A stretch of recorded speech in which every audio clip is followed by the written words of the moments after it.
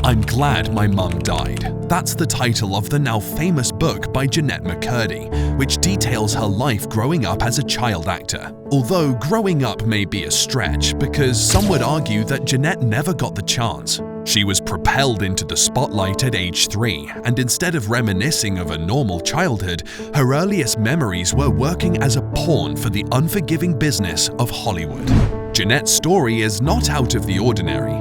She was pushed into acting by her mother and soon became her family's primary source of income. She endured humiliation and mistreatment throughout her time working for Nickelodeon, detailing how the creator, likely referring to Dan Schneider, encouraged her to drink alcohol and photographed her in a bikini at a wardrobe fitting. When confronting her mum about how she didn't enjoy acting and how it made her uncomfortable, Jeanette was met with tears and anger, a manipulative spiral that guilted her into continuing. Jeanette described how she starved herself to delay puberty so she would look younger and be able to play younger roles, an idea recommended by her mother.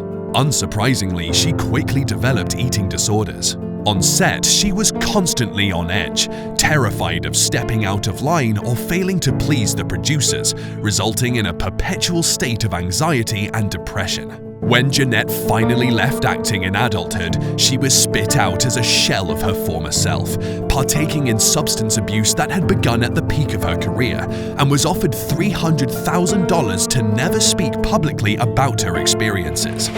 Many of the events detailed by Jeanette can be compared with child star syndrome, where child actors have troubled lives resulting from the stressful environment and scrutiny they are subjected to from a young age. Competition in the industry is fierce. With each audition, child actors find themselves in a high-stakes environment with hundreds or thousands of contenders competing for a single role. Standing out is key, and this requires young talent to constantly practice and refine their skills, often leaving them without time for social interactions or personal hobbies. The pressure to rapidly mature strips away the innocence of childhood and leads to premature disillusionment, where a child's self-worth is intertwined with their ability to perform. It is not uncommon to be repeatedly rejected, but even after landing roles, child actors feel that they're never good enough due to the grueling demands they're faced with. Sarah Polley, a veteran Canadian actor and former child star, once stated the following: "I'm always amazed when people don't question the repercussions of children being managed and molded in an environment as perverse as a film set. The need for a child actor to portray characters that contrast with their own identities creates detachment, making it challenging for them to find who they truly are. As they grow, the pressure to conform to industry norms can further distance them from their innate desires and values, ultimately causing a disconnection that can impact their mental health and sense of identity. What can have an even larger effect on a child actor are the power dynamics in play, not only between the producers and the children, but between the children and their parents. Sometimes parents quit their jobs and travel around the country with their children, many times leaving spouses and other children at home. It can be isolating and guilt-inducing for the child, who feel as if they are commodities and unable to quit. This leverage makes it that much easier for child actors to fall victim to predatory individuals, ranging from exploitative contracts all the way to sexual abuse. Child actors are typically bound by contracts that favor production companies over their well-being, putting education to the side in order to juggle the demanding schedule of auditions, rehearsals, and performances. The Shirley Temple Act prevents the government from protecting child actors, exempting them from child labor laws simply because they participate in the performance side of the entertainment industry. While some rules exist to protect minors, they are spotty at best and not always strictly enforced. The problematic nature of putting acting first can be seen in the case of Jonathan Brandis, where he died by suicide at age 27 after struggling to find substantial roles. His acting career began at age 5. Even if child actors earn millions, they aren't always lucky enough to see it. For Jackie Coogan, this would mean earnings of $4 million, equivalent to roughly $88 million today, that was squandered by his mother and stepfather, spent on luxury goods including diamonds and expensive cars. After a lengthy lawsuit, Jackie managed to recover a mere $126,000. Perhaps the most obnoxious case is of Cole Sprouse and his twin brother Dylan, where their mother put them into acting when they were just 8 months old.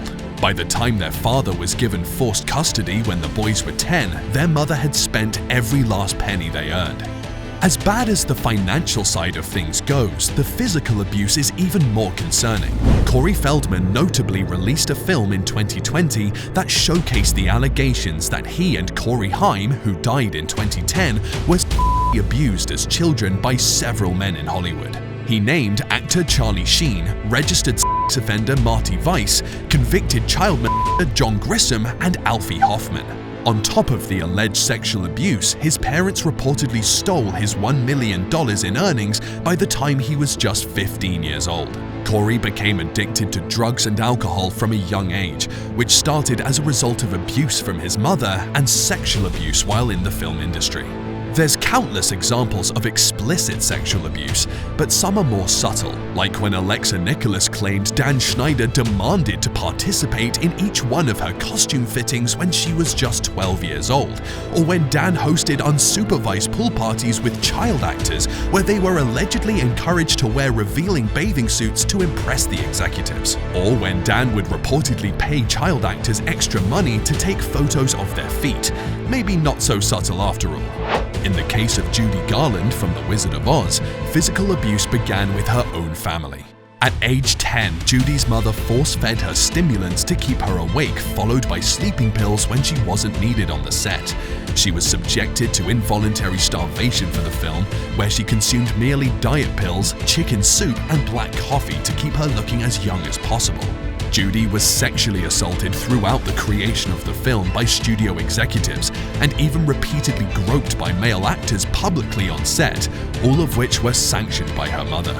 Judy lived a life of addiction that resulted from her time in the industry, attempting suicide multiple times before an accidental overdose that ended her life at the age of 47.